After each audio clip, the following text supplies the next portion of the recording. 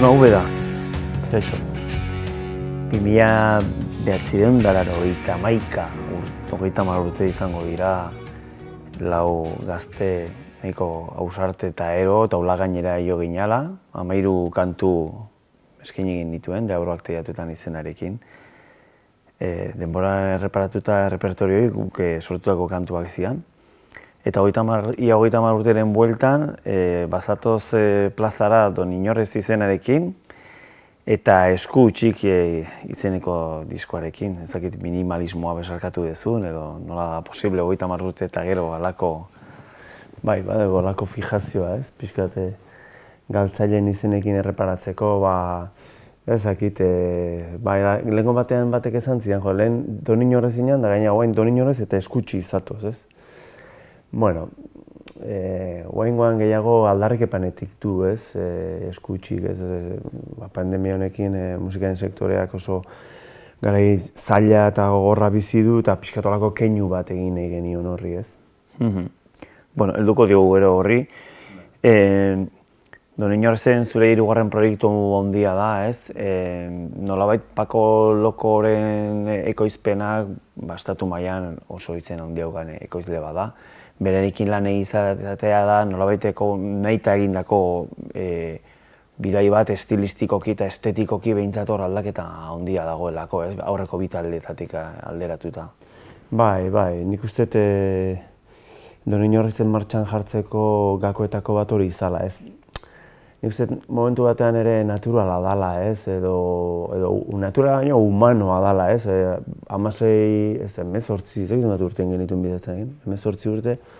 Eta gero, horako proiektu batean egon da gero, beste zerbait abiatu behar dezunean, nahi dezu beste zerbait erakutsi, ez? Ez da gure abilezia musikalak mugatuak izan, ez? Eta guk, power-pop kutsuko kantu batzu genituen, eta Carlos Arantzegi batetik intuizio izan zen, berak esan zuen, nik uste kantu hauentzat oso ekoizle ona izan daitekela Pako Loko, ez? Eta bete-betean asmatu zuen, ze olako jantzi, neurrire egindako jantzi bat egin zigun, ez? Jantzi estetiko, sonoro, gure neurrire eginda, ez? Eta zentzu hortan, berak eman zigun guk ez geneukan nortasun bat, ez? Eta nortasun hori sendotu nahi genuen 2. proiektuan eta horregatik jo dugu berriro bereen gana, ez? Badaude kantu pare bat behintzat, incluso rock and rollera gerturatzen dienak, ez? Izan liteke edo txuke kantuarena, txuketa lite, ez? Bai. Nik esan nuke hori dala, disko honetako ekarpena edo, ez? Eta pixka eta hartze gora ekarriz hartzen zaten zuen, Iturrizarretik edaten dutura ur berria edo, ez? Iturrizarrera jotzen dula ur berria edatera edo, ez? Guk simil hori eginez, jo dugu genero zaharretara zerbait berria egiteko, ez? Ridikula izango zen guk orain rock and roll disko bat egitea, ez? Baina rock and rollaren estandar horiek gure egiten saiatu gea eta gurera ekartzen, ez? Eta hori izan da disko honetako, nire ustez, guretzako ere, ez dakit erronka da nitza, baina bai izan dela, ariketa musikal interesgarrienetako bat, ez? Eta hor ere, beste behin ere, Pako Lokok eman dio beste kutsu bat, ez? Gurera ekarriz, ez? Bi abesti horiek, gure soinukerara ekarriz. Ze Bidertzanen eta Don Inorrezen kantaria eta kantu egilea Imanol Ubeda, baina ñabardurak ere hor daude, ez? Deabruak Bidertzean Don Inorrez, behar bada Don Inorrez Peiremansetik gertuago dago, aurko uniberso sonoro horretatik gertuago dago? Bai, esango nuke baietz, ez? Nik azkenean, Peiremansen kontua da, elementu oso importante badaula, ez Gorka, ez? Baina nik Peiremansi eskaini izan dizkiodan abestiak kutsu hontakoak diela esango nuke, eta, adiez Barrea Lanegar ere izan zitekeen Peiremansen abesti bat, ez? Bai, badago horre komunean zerbait, ez, musikalki. Barrea Lanegar kantua aipatu duzu, eta hortik hitzetara ere aipatu joan gaitezke.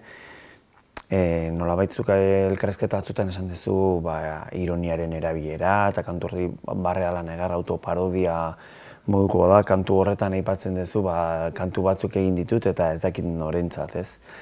Eta zure inguruko lagun batzuk eta pixka kezka hartu dute, gu hemen gaude, ez? Badirudi seinalatuak sentitu dira zure jarraitzaileak eta zu gehiago aizea beste jende bati begira, ez? Baina sortu da halako zerbait kantu horren bueltan, ez da? Antzeko inputak iritsi zaizkit, nik uste autoparodia moduko badala, ez? Eta nik uste ironiara jotze dugunean, autoparodia ontu batean ere gauzak kiroltasunez hartzen ditugulako, ez? Ez ditugu bezakit errudunak beste nunbait topatzen, gerta daiteke ere momentu batean igual, hainbeste urte eta gero ezintzea egon beti disko bakoitzeko zegizen bat emanaldi, eta hor gora berak egoten dira, ibilbide artistiko luze batean gora bera daude, eta batzutan goran zaude eta bestetan bera, baina guk hor jarraitzen dugu, ez? Eta batzuk pixkat ere kezkatuta idatzi didate, ez? Baina gehiago zen disko bat atera orduko nik uste, edo liburu bat argitaratu orduko, edo antzeslan bat plazaratu orduko, nik uste gutxi asko denok antzeko beldur eszenikoa dugu, ez? Ilusioa, denbora, gogoa jarri dut lan honetan, orain kanta bat lanzatu behar dut, eta jendeari gustatuko altzaio, igual espero du aurreko diskoko ezaki zer, eta ni orain hau naiz eta hau defendatu nahi dut, ez? Orduan, balda inor bestaldean pixkat zentzu horretan, ez? Lan berri bat egin gatoz, baina ez dakit jendeari gustatuko zaion, edo ondo hartuko duen, ez? Eta bestela, egia da ere, bolada hobeak ezagutu ditugula, ez? Baina badegu inguru bat, babesten gaituena eta jarraitzen gaituena eta gure txikitasunetik eta elementu askoren kontra guk borrokan jarraitzeko prest gaude eta gerra emateko prest, ez? Eta disko hau da horren erakusgarri, ez?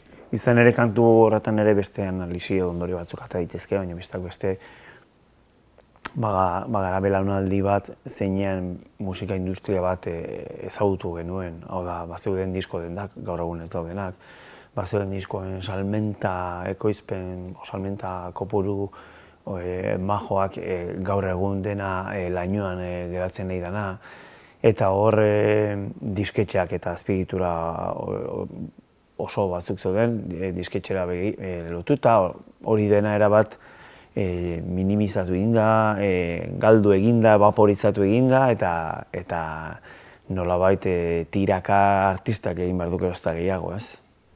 Bai. Nahi momentu batzutan iritsi zait gaudela lehen aipatu duzun garai hortan 1991an, ez? Orduan lau gazte elkartu ginen, eta orduan hori bai zala autogestia uneko gunean, ez? Guk lotzen genituen kontzertuak, guk egiten genituen kontzertuen kartelak, guk pegatzen genituen, eta daukat sensazioa, 25 urte eta gero, antzeko egoerara itzuli garela, ez? Zer gertatzen da, orduan zegoen disketxeen diktadura edo, ez? Disketxe batzuk zeuden oso indartsu, eta hor, zeharka bazterretan ibiltze ginen, ez? Eta zirkuitoa zegoen, ez? Gero demokratizatu zigan gauza hori denak, gaur egun ja disko bat edo nor grabatu dezake, edo nor zabaldu dezake, eta hori ere ona da, ez? Oso interesantea da. Baina bai egia dela, asko aldatu dela musikaren industria oso azkar, eta nik onartuko dizut, igual nik orain dugu dela orduko logika, ez? Eta guk orain diskoaren logikan funtzionatzen dugu, baina gaur egun ja musika ikusi egiten da, ez? Eta nork esango, duela 30 urte musika ikusiko zenik, ez? Nik beti musika lotu dut irratiarekin, irratia izan da beti musikaren aliatu handiena eta izaten jarraitzen du. Orain gehiago streaming plataformak akaso, ez? Baina adibidez YouTubeen konsumitzen da musika izugarri pila, ez? Eta hor nik daukat problema bat, ez? Neri ez zait nire irudia agertzea hainbeste interesatzen, eta ez zait gustatzen. Gure bideoklipetan azken bolantan gu ez ateratzen, orduan. Eta era berean belaunaldi berria da dena erakutsi, ez? Eta hor bai kontuatzen naiz salto generazional hortan ni ez naizela ondo egokitzen ari, ez? Ikusentzunezko logikoa horretan, ez? Eta sare sozialen logika horretan, sare sozialetan gaude ere, baina ez dakit beste mekanismo batzuk gustatzen zaizkin niri, baina akaso ez daude ja bogan, ez? Ja. Era berean, disketxeak zeuden garaian, aipatu dugu industria bat zegoela. Orain nolabait hori dena galduz da, baina era berean sektore askorekin harremanetan jarri behar dezu, ez? Portadako ilustratzaile batekin, diskoak egingo dituen enpresa batekin, ekoizle batekin, masterinean kontukin, eta hor nolabait diskon bat egiteko ere, inbertsio bat egiten jarraitu behar da, ez da? Bai, noski. Guk, egia esan, diskogintzaren garai oso ona ezautu genuen, ez? Deabroakekin, esan ozenkiren garaian egin genituen disko batzuk, diskoak saltzen zian, fisikoan. Bidertzanekin ere, hasiera batean ere, hala zan, ez? Eta gero hasi zan diskoen salmentaren gainbehera, ez? Guk hala ere, zuk badakizu hori, bidertzanekin ja autogestio maila altu batean ari ginen, ez? Eta bidertzanen azken fasean, praktikamente, autogestioa zen nagusi, ez? Gaztelupek plazarazi zituen kopiak, baina beste guztiak praktikamente guk egite genuen. Orduan guk bide hori egina genuen, ez? Eta gutxi asko, urrats batzuk ja ezagunak genituen, ez? Eta halare, orain pandemia honekin gertatu zaiguna da, garai batean, guk bira bat egiten nuen, emanaldi batzuk diru pixka bat aurrezte genuen, eta diru horrekin finantzatzen genuen hurrengo proiektua, ez? Hurrengo diskoa, grabazioa. Eta gero disko horren aurkezpen kontzertuekin rekuperatzen genuen jarritako zati, ez? Orain gertatzen dena da, guk disko hau plazaratu dugu batetik aurreko biratik egindako aurrezki batzuekin, guk aurreratu dugun diruarekin, baina orain pandemia dela, ez dakit zer dela, ez ditugu emanaldiak begibistan oraingoz. Eta aurreikuspenak ez dira bat ere onak emanaldien aldetik, gure kasuan. Orduan guretzako oso gogorra da hori, azkenean, normalean argazkietan taldekoak agertzea, baina talde baten atzean daude soinu teknikariak, soinu ekipoak, komunikazio arduradun bat, edo diskoak atatze ditugunean kontratatzen dugun komunikazio bulegoa, edo kopiak, fabrika eta hori dena. Orduan, hor, momentu batean, eten egiten bada, ez, kate hori, ez da bakarrik taldea ipurdibistan gelditzen dana, eta horretzen dagoen guztia, ez, eta horrek eskatzen nau, ez, eta gainera ikusten dut, ja, hau luzatzen nahi dela, ez, eta iruditzen zait dagoela momentu batean, arriskuan, ez, sektore bat bereziki, gure moduko taldeetan, ez, gero, talde hondiek gutxi asko aterako dira aurrera, ez, baina guk ditugun gure sare hauek oso euskorra dira, ez, eta oso eskuzabal jokatzen genuen bestela ere, ez, eta gero eta eskuzabalago jo behar dugu, baina horrek muga bat duz, ez du, gero bizi behar duzu, iraun bizi behar duzu, ez.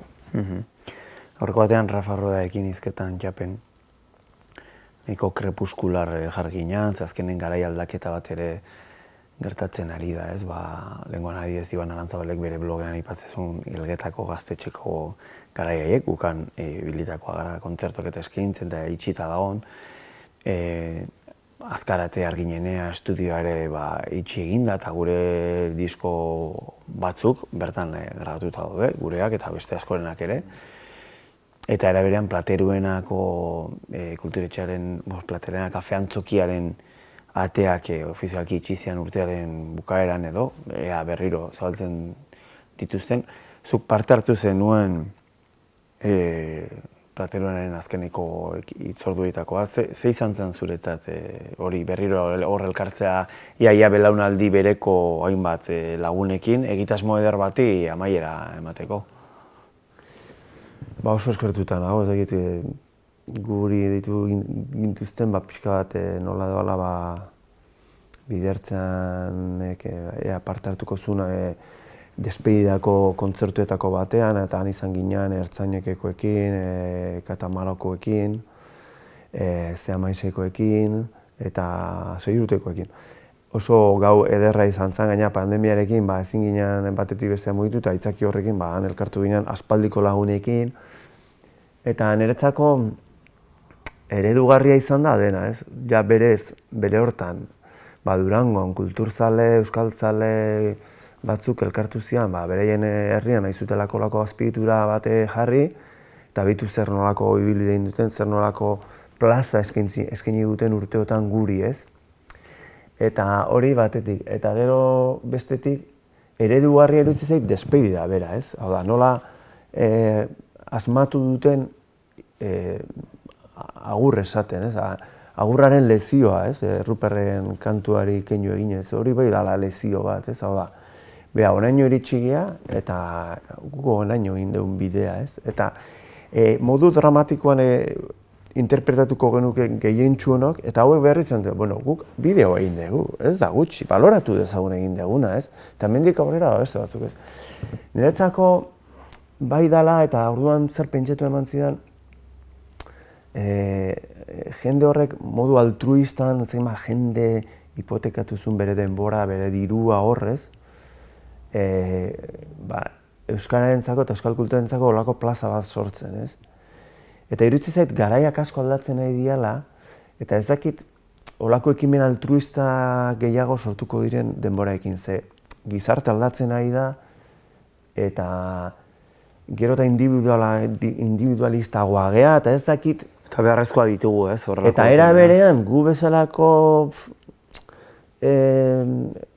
sistema musikaletan, ez dakit sistema ere bagaren, ez? Baina olako sistema batean, ze importantea dira, ez? Guk Mugiro Bila aurreko diskoarekin, Bilboko kafeontzikan jo genuen. Itxita dago. Plateruena izan ginen, itxita dago. Kataku ostatutuan ginen adiez, beran. Ze ostatuak ere musikaren alde asko egin dute, ez? Orduan, guretzako azpiegitura horiek desagertzea, gure belaunaldiko artista eta kantari eta talde eta bakarlari askorentzat galera handia da, ez? Eta, iruditzen zaite nik beti oso ezkor ikuste ditut gauza, baina pentsatet, garaiak aldatzen dian bezala, igual beste alegin berri batzu sortuko dira, guain imaginatzen ez ditu danak, eta etorriko direla hautsun horiek betetzea, ez? Espero dezagun ala izatea, ez? Zuke literaturarekin ere badezu lotura hitzen uberanen ibili zinen lanean, eta harreman estua izan dezu idazle eta poeta ezberdinekin, Don Inorrezeri lotuta ezin aipatu gabe utzi Pello Lizarralde idazlea bera, zeinen Txapen elkarrizketa eskaini zigun, eta jakin badakizu zalaparta handi xamarra sutu zala, ez da gaurko asmoa hori. Baina nolabait hor aliantza ez, baina Pako Loko aipatu duen bezala, Pello Lizarralderen eskutik Gorka Berezia Artuari irakurri nion ere Twitterren, eta arrazoi oso, uztarketa hori oso oparoa izaten nahi dela, ez? Oso kantu ederrak egitera iritsi zatelako bien artean, ez da?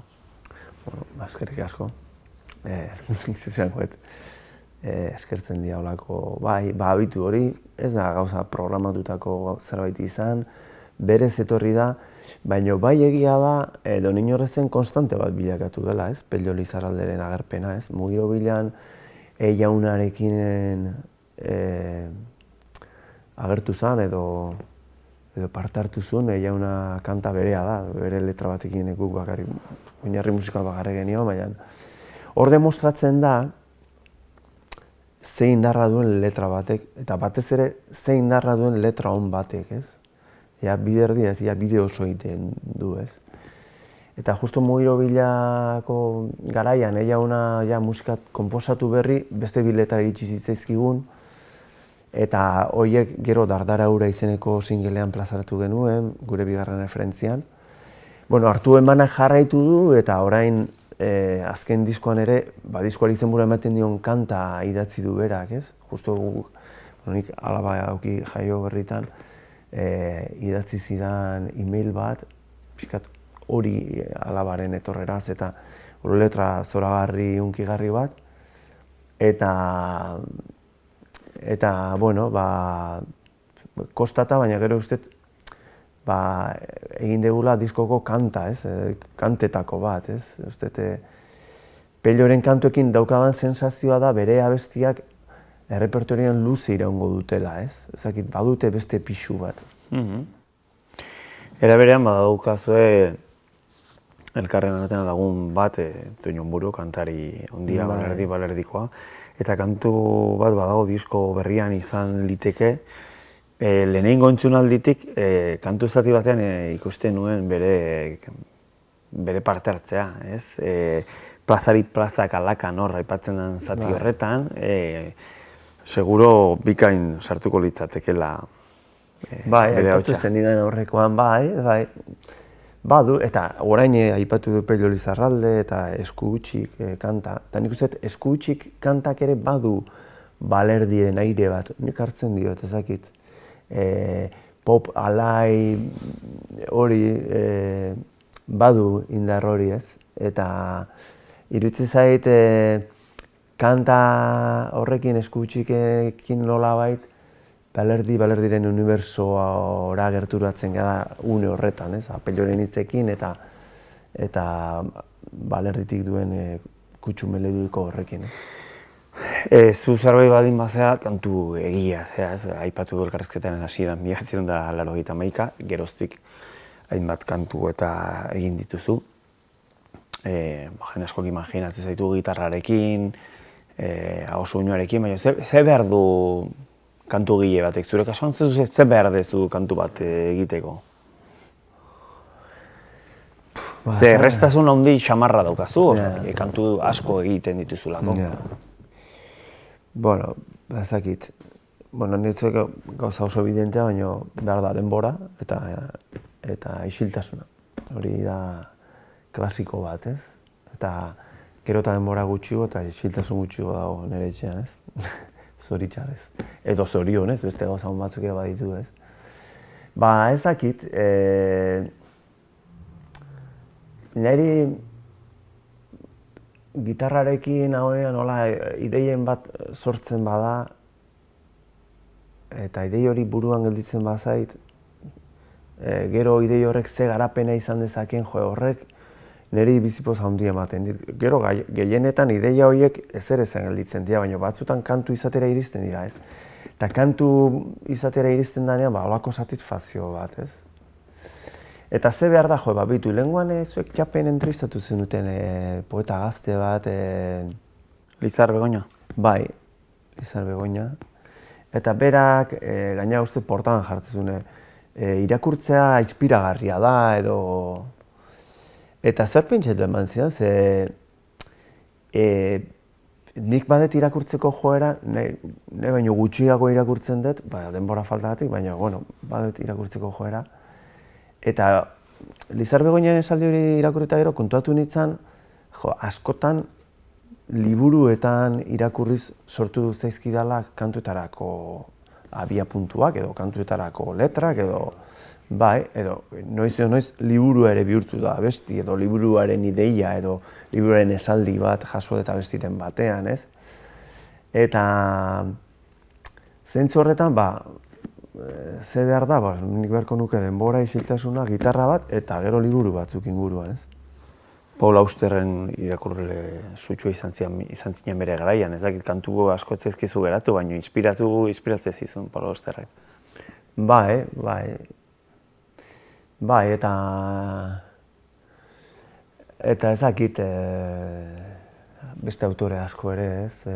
Baina, maketaren bat edo beste entzun da daukat Paul Auster. Bai, aipamen egiten, abesti hortan nahi jaun, ez nahiz Paul Auster, ez nahiz inoiz nahi jaungo izanen, ez?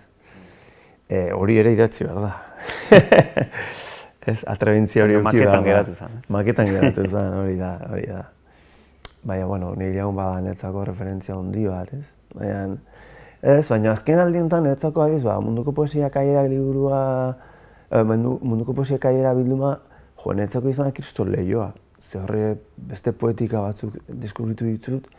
Eta adibidez, Donino horretzentzat gakoa izan da. Ze Angel González edo Eugeni Montale batek humorea, baina Montalek ere ironia eta asko erabili ditu. Eta niretzako deskubrimentu ibilbide berri honetan non soinukera oso importante izan da Paco Locoren eskua, baina tonoa ere, kantuen tonoa, umorea ezin da, musikan oso zaila da. Nik egia esango nuke parodia, ironia, tono horretako kantuak egiten ditugu eta niretzako Montale eta Angel Gonzálezen poesiak izan dira, poema liburu horiek izan dira oso inspiragarriak. Bueno, ima demora agortzen nahi zaigu, ezakit, anaiak izateko, zu makina elkarrezketa egin dituzu, egin dizkizute, zemuzkoa iruditu zaizu gaurkoa. Ondo jonda, ezakite titular handiri botatu da, baina ondo, oso ondo. Bueno, anaia batzu bezala agurtuko gea, jakin dezala audientziak, kamiseta hau ni jantzita hau gara, zurea dala. Bai, nun esan nahi baina. Eskerrik asko. Zuei. Gaurkotasuneko gaiak poltsikoan. Aldizkaria ostiralero doan eskuko telefonoan eta tabletan. Deskargatu aplikazioa. Egin txap. Irakurri, ukitu, ikusi, entzun.